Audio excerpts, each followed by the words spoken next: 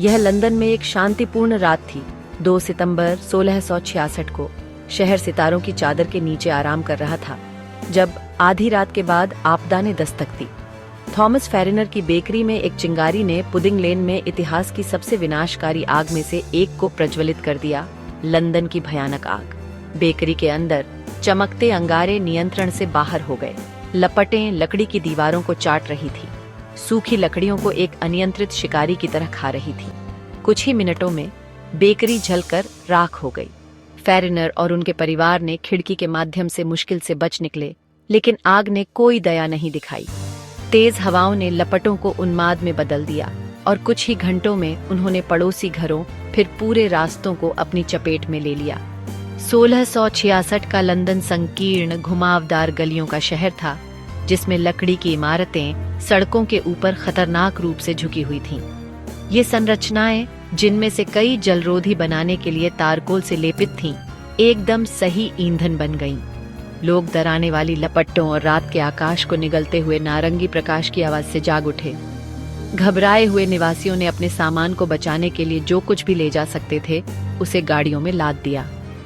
अन्य लोग बढ़ती आग से बचने की उम्मीद में नदी टेम्स की ओर भाग गए। 1666 में आग बुझाने के तरीके आदिम थे। पुरुष और महिलाएं टेम्स से आग तक पानी पहुंचाने के लिए बाल्टी की चेन बनाते थे, लेकिन यह प्रयास गर्जनशील राक्षस के खिलाफ व्यर्थ था। एकमात्र प्रभावी रणनीति इमारतों को ध्वस्त करना और आग को ईंधन से वंचित करने के लिए फायर ब्रेक बनाना था।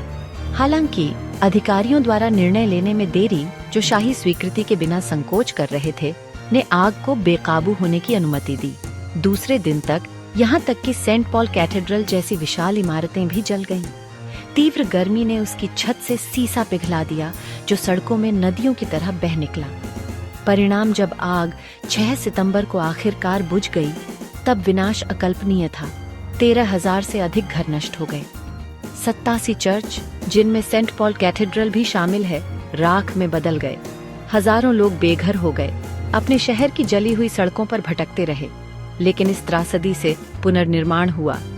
आग ने मध्ययुगीन लंदन की भीड़-भाड़, अस्वास्थ्यकर झुग्गियों को साफ कर दिया, जिससे एक पुनर्निर्मित शहर का मार्ग प्रशस्त हुआ।